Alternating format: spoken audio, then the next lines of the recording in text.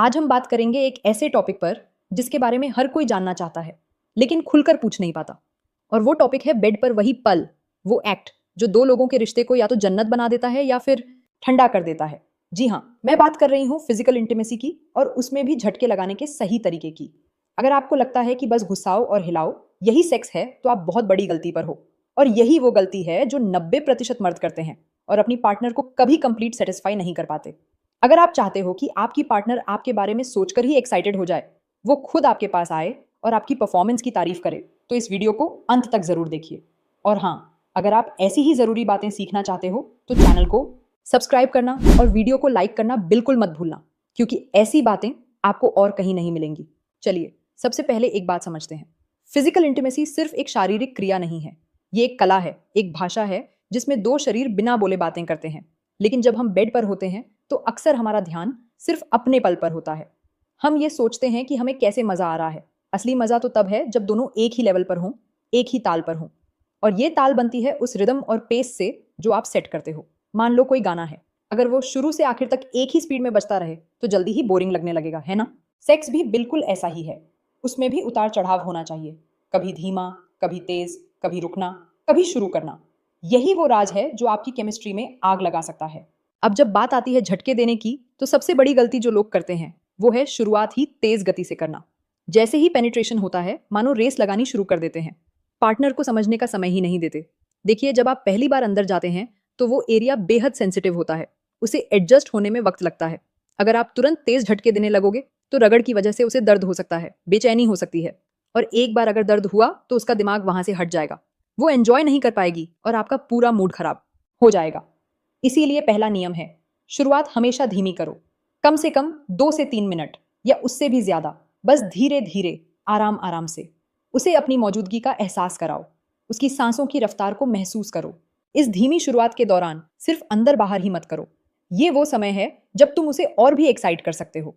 धीरे धीरे झटके देते हुए कोशिश करो कि तुम्हारा शरीर उसके क्लिटोरल एरिया को टच करे। ये वो मास्टर की है जो महिला की एक्साइटमेंट को कई गुना बढ़ा देता है। जब तुम धीमी गति में ऐसा करोगे तो वो एक अलग ही दुनिया में खो जाएगी। उसके शरीर से जो आवाजें निकलेंगी वो बताएंगी कि वो कितना फील कर रही है। वो तुम्हारे बालों में हाथ फेरेगी, तुम्हें अपनी तरफ खींचेगी।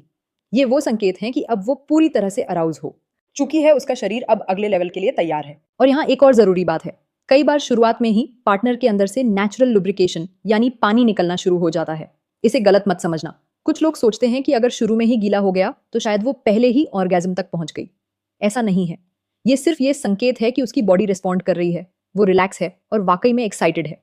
ये गीलापन इस बात की निशानी है कि अब वो एंजॉय करने के लिए पूरी तरह तैयार है। ये प्रकृति का तरीका है चीजों को स्मूथ बनाने का। तो अगर ये हो तो समझ जाओ कि तुम सही ट्रैक पर हो। जब तुम्हें लगे कि तुम्हारी पार्टनर पूरी तरह से एक्साइटेड है, उसकी सांसें तेज हो चुकी हैं, वो तुम्हारे साथ चलने लगी है, तब तुम धीरे धीरे अपनी स्पीड बढ़ा सकते हो। अब तुम तेज झटके दे सकते हो। लेकिन यहां भी एक बात का ध्यान रखना, तेजी का मतलब ये नहीं कि बस एक ही रफ्तार से पिस्टन की तरह चलते रहो। अब तुम खेल सकते हो, कुछ देर तेज, फिर एकदम से धीमा, फिर से तेज, फिर रुक जाओ और उसकी आंखों में देखो। ये जो गियर बदलने का खेल है, यही असली मर्द की पहचान है बेड पर। यही वो टेक्निक है जिससे तुम अपनी ड्यूरेशन भी बढ़ा सकते हो और पार्टनर को कई बार क्लाइमैक्स तक ले जा सकते हो। क्योंकि जब तुम स्पीड बदलते हो तो उसकी बॉडी में नए नए सेंसेशन पैदा होते हैं और वो और देर तक उस हाई पर बनी रहती है। यहाँ एक और साइंस समझना जरूरी है, पुरुष और महिला का शरीर एक ही तरह से रिएक्ट नहीं करता। पुरुष अक्सर जल्दी क्लाइमैक्स तक पहुंच जाते हैं, खासकर जब शुरुआत ही तेज हो। लेकिन महिलाओं को पीक पर पहुंचने में वक्त लगता है।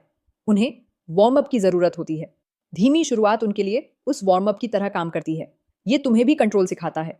जब तुम धीरे चलते हो तो तुम अपने ब्रेन को सिखाते हो कि अभी रुकना है, जल्दी खत्म नहीं करना। इससे तुम्हारा स्टैमिना बढ़ता है और तुम लंबे समय तक टिक पाते हो। और जब तुम लंबे समय तक टिकते हो तो तुम्हारी पार्टनर को भी अपनी मंजिल तक पहुंचने का पूरा मौका मिलता है। हमेशा यही कहती हूँ कि फिजिकल रिलेशन सिर्फ शरीर का मिलन नहीं, ये दिलों का मिलन है। और किसी भी मिलन को खूबसूरत बनाने के लिए कम्युनिकेशन सबसे जरूरी है। बेड पर भी यही लागू होता है। उसकी आंखों में देखो, उसकी बॉडी लैंग्वेज पढ़ो। वो कब कहाँ टच होना चाहती है, किस स्पीड में उसे मजा आ रहा है, ये सब उसके रिएक्शन से पता चलता है। जब तुम उसकी बिना बोली बात समझ जाते हो तो वो कनेक्शन और गहरा हो जाता है। वो खुद को सेफ और कंफर्टेबल फील करती है और तब वो पूरी तरह से तुम्हें रिस्पॉन्स कर पाती है। अब बाजार में कई तरह के सप्लीमेंट्स और दवाइयां हैं जो टाइमिंग बढ़ाने का दावा करती हैं, लेकिन मेरा मानना है कि अगर तकनीक सही है, अगर तुम अपने पार्टनर को समझते हो, तो किसी दवा की जरूरत नहीं है। हाँ, अपनी लाइफस्टाइल पर ध्यान दो, स्ट्रेस कम लो, हेल्दी खाना खाओ, थोड़ी एक्सरसाइज करो। इससे तुम्हारी स्टैमिना नेचुरली बढ़ेगी। और सबसे जरूरी, रिलैक्स रहो। परफॉर्मेंस की टेंशन लोगे तो उल्टा जल्दी ही डिस्चार्ज हो जाओगे। ये एक्सपीरियंस है, एग्जाम नहीं। तो आज से जब भी तुम अपने पार्टनर के साथ हो, याद रखना, पहले पार्टनर को अराउज करो, धीमी शुरुआत करो, उसे एक्साइट होने दो, उसकी नेचुरल लुब्रिकेशन का इंतजार करो। जब वो पूरी तरह तैयार हो जाए तब धीरे धीरे अपनी स्पीड बढ़ाओ और बीच बीच में रिदम बदलते रहो, कभी तेज कभी धीमा।